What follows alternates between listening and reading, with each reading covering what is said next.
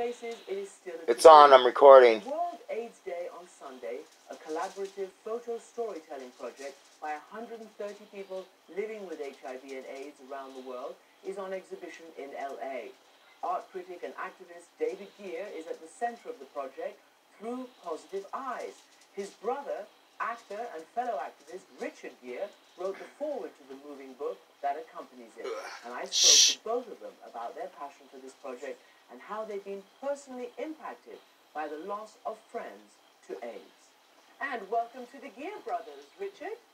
Wow. It's good, right? I'm looking at my brother over here right now. I don't think you've been referred to as the Gere brothers. Well, I'm just breaking the ice. From my father. Oh, there you go. So listen, I mean, look, this is a spectacular book, and it's a very different way to tackle this persistent issue.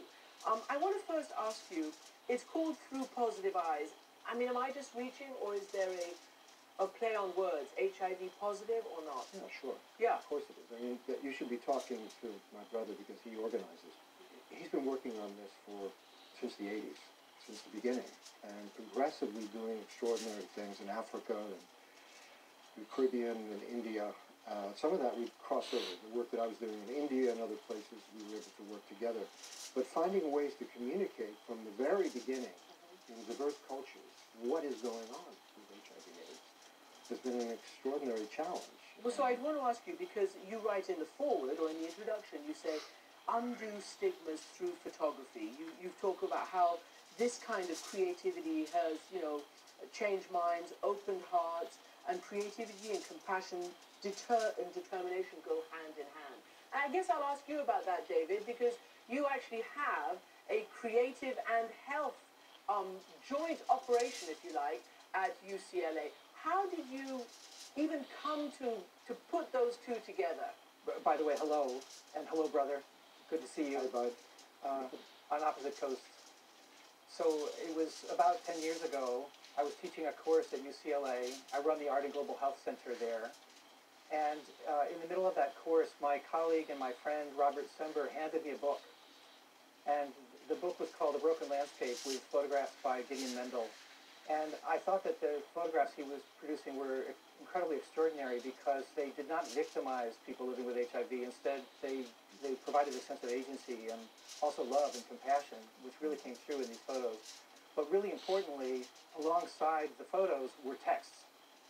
And these first-person texts, these stories, served to humanize people living with HIV in a way that I thought was really unusual and rare and unique and essential. So I called him. And I found him in London. I cold called him. He answers the phone. I told him that I was working with my students and sharing his book with them.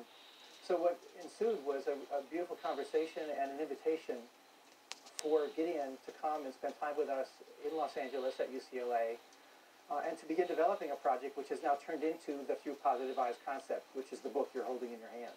The pictures are beautiful and the texts are really profound. You came to it through a personal, Richard, relationship. You had a friend who was a photographer and, as you say, had an irrational fear at the time of just divulging it. This is a story about real people. So, 1981, we had friends who were sick at that point. So we've seen this thing evolve. Now, we understand each other by how we feel about this, and even more so, how we feel informs how we create.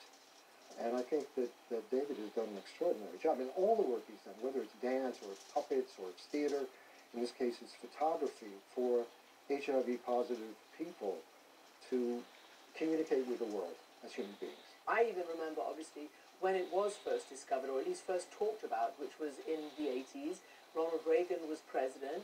Who refused to even say the word. Right. And David as well, you must remember how it was such a scary thing. The president refused to talk about it. It condemned so many people, basically, to death. I mean, people who didn't know how to say what they were going through, how ill they were, where to seek help. Absolutely. We know, again, from our friendship circles, how deeply affected people were. And Richard, I felt as though, Christiane was kind of reaching out for you to perhaps talk about her. And I think it would be great to talk about her, partly because his foundation, after his death, supported this book project, but also to talk about your relationship with each other. died in 2002. This is Herb Ritz, the great Herb photographer. Ritz, as I say, one of the most celebrated and one of the very best. Herb was a very, very close friend of mine, one of my dearest and closest friends.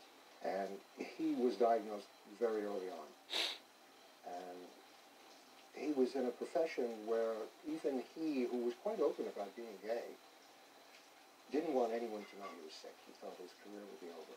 And up until the end, still, he did not make it public that he was sick. You know, he told his closest friends, but even his family he didn't tell. The loneliness of that, the sadness of that, the needless pain, on top of the illness itself. And we've seen certainly some movement. I know my brother can speak to this, but still there are people who are ashamed.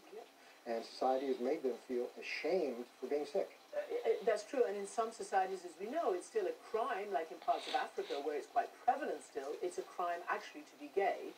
We're going to get to that in a moment, but I want you to use some of the exhibition that you have in Los Angeles. There's about 130 HIV-positive activists, these art activists living with HIV/AIDS from 10 cities around the world, who you've profiled in this book. They tell their stories in their own words and through their own lenses, so to speak. We're just going to play something from Kelly. An HIV diagnosis is a loss, just like if you were to lose a friend or loved one. For me, I feel like I lost my youth and my youthful state of mind. With this new diagnosis, I now had to adjust to having a permanent, murderous, uninvited house guest. I have a virus in my body, and if I don't learn how to be a good host, take care of myself and it, I will develop AIDS and eventually die. The most important way I did this was by committing to taking medication. One pill once a day is sure to keep the AIDS away. It's amazing. Just explain to the viewer, David, why art, why this kind of agency, for want of a better word, can help with the cure, with living with it, with, you know, with all the things that should happen to stop this. Well, I think you probably would agree with me that storytelling is the way to convey information. That it's in the sharing of tales. It's in the back and forth dialogue that you're involved with at this very minute. You know, that's how we all get connected. And in fact, not only Kelly's story, but there are 7 people who are sharing stories in the Banishing Stigma room at the UCLA Fowler Museum.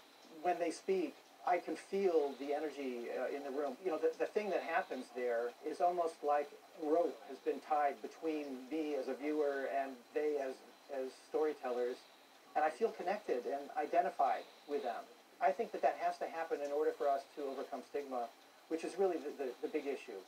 So it obviously is a massive issue and a big issue, but also are the facts that not everybody is getting the life-saving drugs that they require, they need, and that could save their lives. So I want to play another little clip, which is both of you brothers talking about this exhibition, about this project. Did you lose any of these people in the process? Yes. We thought there were 10 that we lost, and it turns out there were 11. We just found out a couple of days ago. And different parts of the world, you know, some from Washington, D.C. The person that we just found out about was from London. And treatment was available in all those places. Yes. And yeah, I think that points out that not everyone on treatment is surviving. You get to the real nitty-gritty there, Richard. I mean, you know, as much as one can banish the stigma, not everybody gets the treatment. How did you feel when you met some of these people and, you know, when you know that sometimes they get diagnosed late, sometimes they just don't have the treatment, particularly if they live in the poor parts of the world? Yeah, I mean, look, this has changed radically. Even 15 years ago, David, this was still a death sentence. It was the sadness that we had. Herb was my closest friend of that time. And the tragedy that he was living, to me, was ripping my heart out. There's nothing I could do. And here was someone who had resources. He was living a very well-to-do life. He had money, he had connections. He was able to get the best treatment that was available, and it wasn't enough. Now, things have changed pretty radically. We do have strategies now. We have medical strategies that do help. But in Africa, they're not getting them enough. In the Caribbean, they're not getting enough. We still don't have complete openness about who is sick and who isn't. To both of you, I'm just going to read some of these stats that we have because it is pretty awful. Because in the United States, for instance, 69% of newly infected people in 2017 were African Americans or Latinos. In 2017, African American women counted for 6 in 10, 59% of new HIV diagnoses amongst women. 8 of the top states are in the South by AIDS rate. Half of Americans living with HIV are still not receiving the regular treatment they need. It's one thing to destigmatize, and it's another thing to really get the regimes and the treatment routines that they need. Right. I would say, in our case, what we're trying to do is to work as artists to support all the things that need to happen medically. And they do need to happen medically. Medical doctors, as opposed to people in the humanities and arts like myself, need to be stepping in, and they are. In this particular case, I can just mention that UNAIDS and other international organizations have set targets. And these targets they're reachable. And if we can help to reach them through artistic practice and storytelling, we want to do that. The main target that everyone talks about is the 90-90-90 target, which is the idea that 90% of people who are living with HIV should know that they're living with HIV. It shouldn't be a mystery to them. And then 90% of those people should be receiving treatment.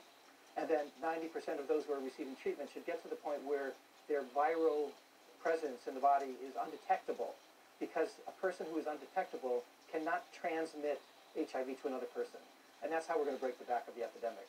And just one other thing which seems to be sort of a little counterintuitive, the bulk of money that is spent on this issue is spent for care rather than prevention. Yeah. Well, luckily in this particular case, we're getting to the point where care is prevention.